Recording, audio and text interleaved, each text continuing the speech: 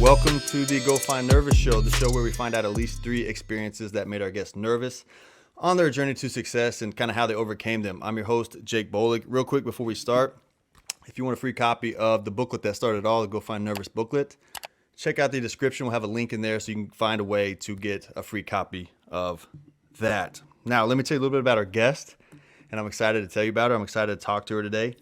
So our guest has a really interesting book that I'm really interested in. I can't wait till she talks about it. It's got a little survival in the back of it. And she was a host of a radio show, a conscious communication radio show for 8 years. So she's tapped into a great mental capacity. That's the way I see it. And I had a great talk with her the other day. Lillian Brummet is on the show. Lillian, thanks for being here. Oh, I'm so glad to be here. Thank you for inviting me. Oh, you're well, all the way from Canada. All the way from Canada, yeah, southern BC, Canada, yeah. Okay, right on. Well, I'm in for the people listening, Phoenix, Arizona, so it's a little bit different climate. But I'm glad to have you here. So we talked the other day, some things that we talked about, like accepting your voice and different things like that. Could you tell us a little bit about your background, how you came to write these books, and tell us a little bit about that? Okay, well, I know it's a brief description that you want, so I'll try to keep it really brief. I was actually born and raised born in California, and we switched back and forth to California and Nevada. My mom had married 5 times, and so I came from kind of a broken, home family life. Both my brothers were on their own when they were 16. I was on my own before I was 14.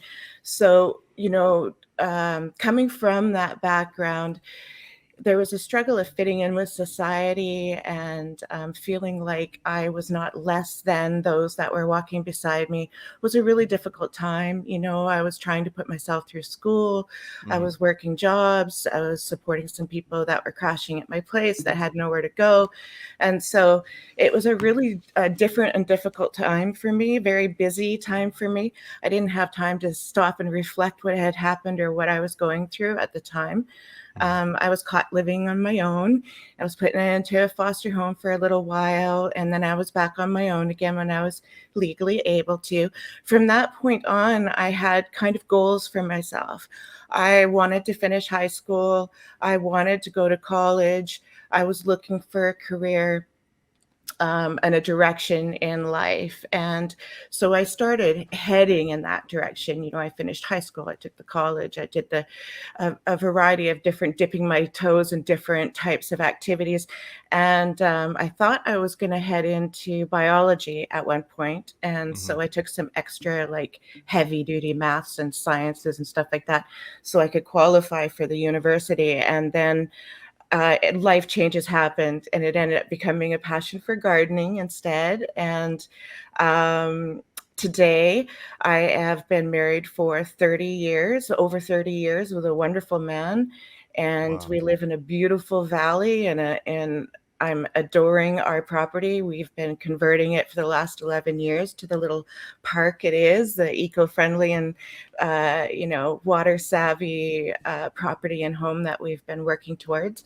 And it's just been a real joy going on this experience of trying to create change in the world and having our life have some kind of value, an impact with our daily activities is our main goal, inspiring people to create positive change. So I love that. I love that so much. thank you. And I have so many questions. Before I get into these questions, I want to invite the people listening to like and subscribe this show. If you're watching, it helps out the show a lot.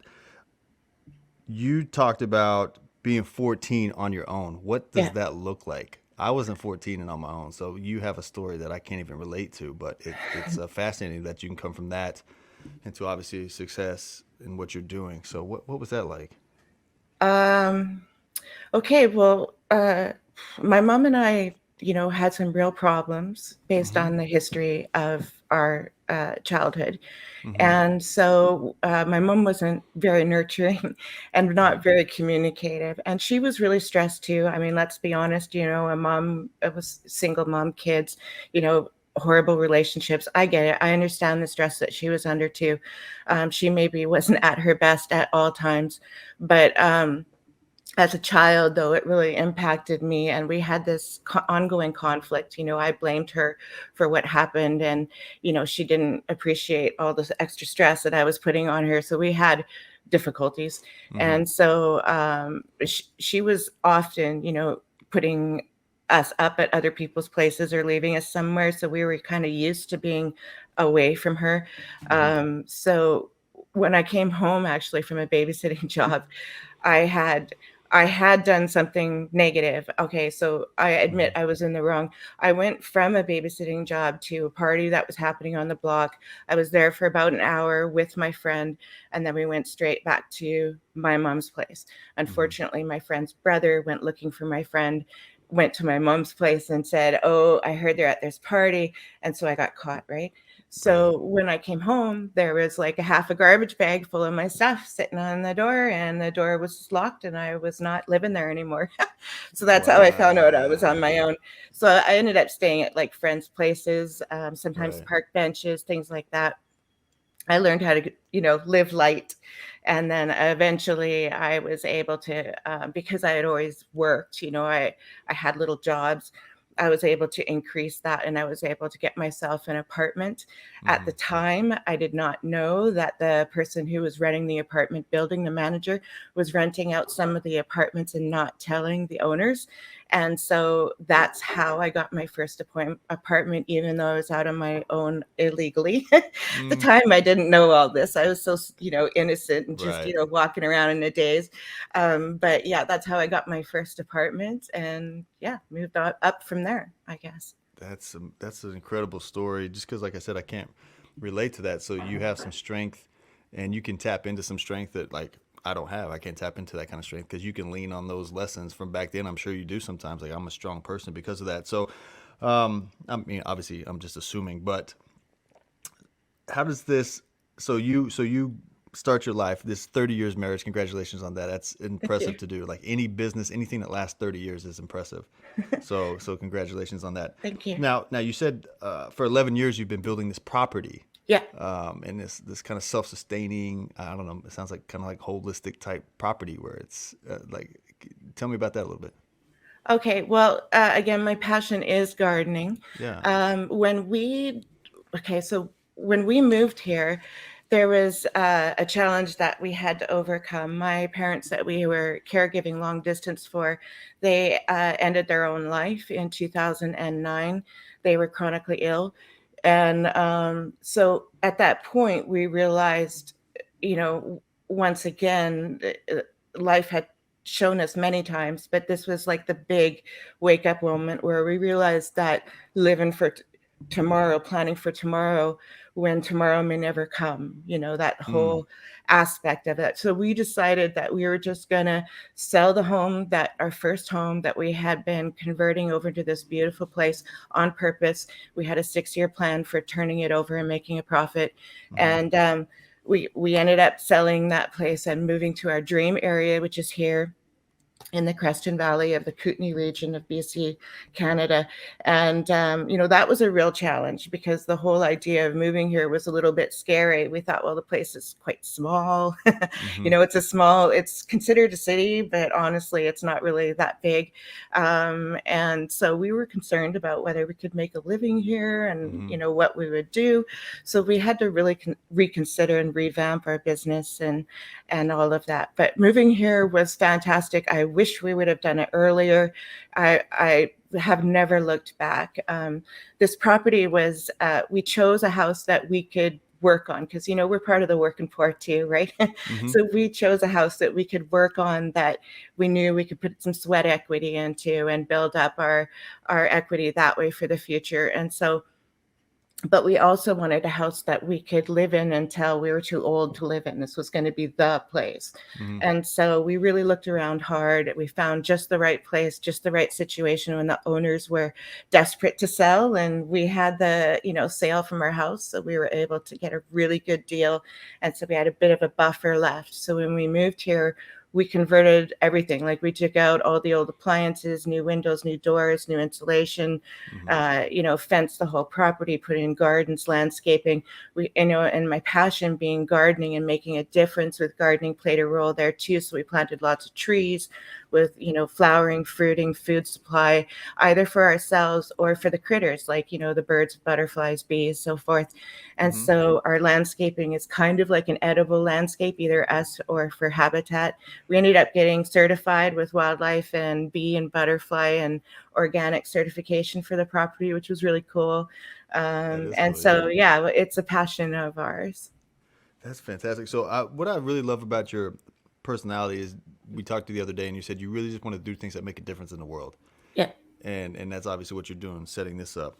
Um, let's talk. Let's try to transition a little bit into your book, Okay. and what made you. What gave you the inspiration to write the book? Is that just because you had so much knowledge you just wanted to share it, or what?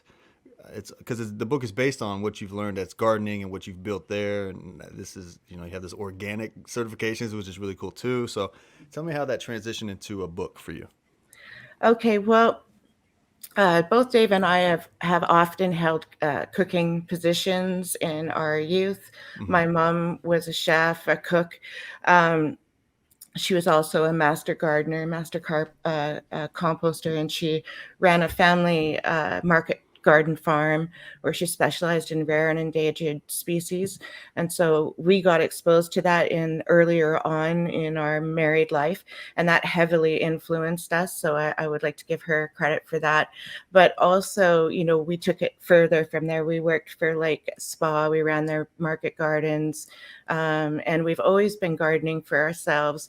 At times, we've been able to grow up to 80% of our own food, not Wow. because we're, concerned about, earth changes or something like that, Mm-hmm. but more because for budget's sake, but also for health and to make a difference in the environment, because there's a heavy debt that comes with our menu plan. When you think about the food that's shipped to us, on average, it's shipped 300 miles, but often thousands of miles, whatever is on our plate and in our fridge. And so there's a heavy fossil fuel debt to that, all Mm-hmm. that traveling, the transportation, there's the warehousing, there's all the packaging, all of these flats of things are wrapped in plastic and they're taken apart and they're repackaged and they're wrapped in plastic again and they're shipped off to another place. So there's a huge amount of waste and resources and stuff that our menu plan has a direct impact on. And Mm-hmm. so for us is having a major concern about the environment and playing a positive, proactive role, knowing that changing our menu plan and how we found our food, whether we grew it ourselves or we purchased it from local suppliers or as local as we can. Here in Creston, we have what we call a 10-mile diet. Everybody talks about the 100-mile, but we have a really strong food hub here where people are really interacting and supporting each other, and restaurants Mm-hmm. are really jumping on board, and it's very strong here. And so we're really proud of that, and we really like to participate in that. The cookbook celebrates garden harvest. It encourages people to buy locally, to buy Mm-hmm. when food is at its peak in nutrition and at its lowest price. So that's peak harvest time. And buying locally from your local food suppliers encourages pollinators, like your birds, butterfly, bees. Farmers are all about that. So Mm-hmm. how you plan your menu has a huge impact. But also, what are you going to do with that big amount of harvest of carrots or peak harvest of peppers? What are you going to do with that amount of food? Well, that's where our cookbook comes in. It shows you how to use that food. It helps you reduce your food waste. It's got a chapter in the back that helps you convert your home and your garden over for like natural pest control, natural personal supplies like your hairspray and your Wow. uh, household fragrances. Instead of getting those chemicals inside your home, you can do that naturally at a fraction of the cost, save a huge amount of money, and reduce your exposure to chemicals as well as all that Mm-hmm. packaging and so forth that those things are responsible for. That's fantastic. I'm a big advocate of health and trying to figure out how to be healthy and eat natural and the chemicals. I try to keep as many chemicals out of my body as possible. Obviously, there's so many out Good. there. They're sneaky too, how they do that. Mm. Yeah, very sneaky. So that's what I really like. I can't wait to get a copy of your book because I think that's just Fantastic. something that a lot of people are asking about. A lot of people want, especially in today's time, the times that we're in today, with food supply, food scarcity, the fear, this and that. People don't have that knowledge of, wait, how, if I get it, how do I store it? How do Mm. I keep it? What do I do with it? And then, like you said, buying at peak, optimal nutrition levels. I didn't know about that until just now. Like buy at optimal nutrition levels at the lowest cost, and it's all about harvest times, and that's information I didn't know. I buy ridiculous water. Like I get my water shipped in. It's like this ridiculous water. Um, so I consider myself pretty healthy, but I didn't know what you're talking about right there. So Mhm. I can't wait to get a copy. So when you go to publish this book, how about how I know as me being an author and writing in the past, it could be nerve wracking kicking that first book out, like wondering what people think, and there could be a little bit of fear take over. Did you experience any of that? Oh, yes. I deal with a lot of fear. Actually, I have an anxiety disorder, so I deal with fear a lot. But when my very first book was Trash Talk book was I'm sorry, the Towards Understanding book, that was the greatest fear for me. Mm, That was a collection of poetry, or is a collection of poetry, 120 poems that takes people through the journey of my youth. So it mm, goes from about the age of, I don't know, maybe 17, 16, something like that, all the way to maybe 22, mm-hmm. 23, somewhere around their time period. And so it shows the raw, really raw inner journey, the silent screaming that victims of violence and neglect and abuse go through, Mm, while they're trying to heal themselves. And I really felt that that had to be published, because I felt like the people that I was exposed to that were trying to help uh, us were not, they were book taught. They might have had some experience of trauma in their life, but they didn't understand what we were going through in the groups right. that they were doing therapy with. And I was encouraged to publish it for that reason. And when I did, the very first thing I thought of was, what have I done? Mm, I was terrified. I wanted to take it back. My mom's yeah. still alive at the time, so I went over to her place and I said, "Look, I've put this poetry book together. I Yeah. know we're just rebuilding our relationship. This isn't an attack on you. This Yeah. isn't a personal attack on any one person. I'm not throwing out blame. I'm basically just expressing what I was feeling and going through during that time." And so because I was really worried that, she was already having to deal with a lot of guilt. We were working Mm-hmm. through a lot of problems, her and I. Right. And, so I didn't want to add to that for her. So yeah, it was really difficult for me. But then I ended up getting all this incredible feedback. I mean, when Mm-hmm. people were here telling me that the words were expressing the emotions that they couldn't express themselves like a song does for them.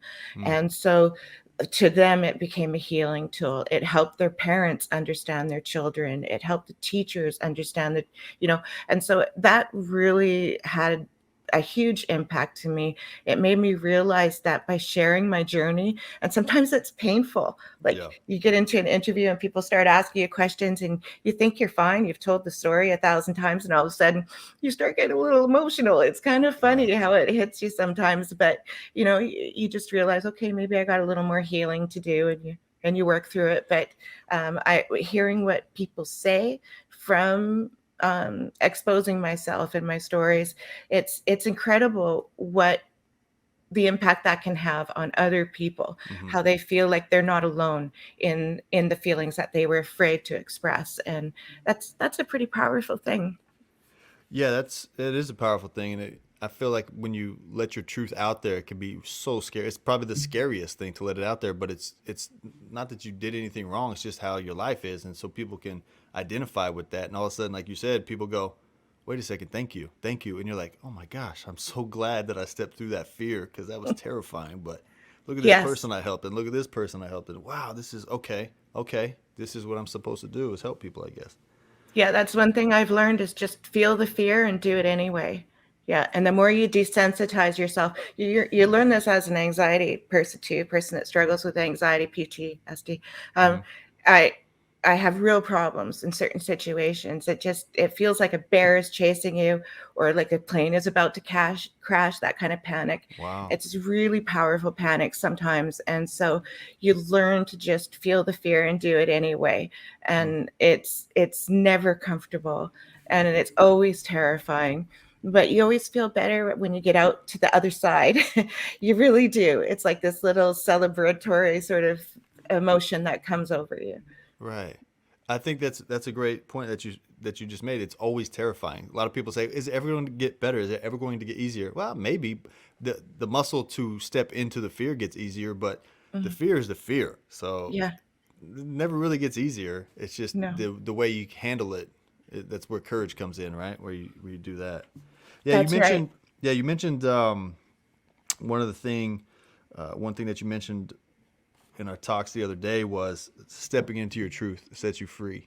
You mentioned that, and I feel like that's is what you iterated right there. It's just like step into your truth and it sets you free.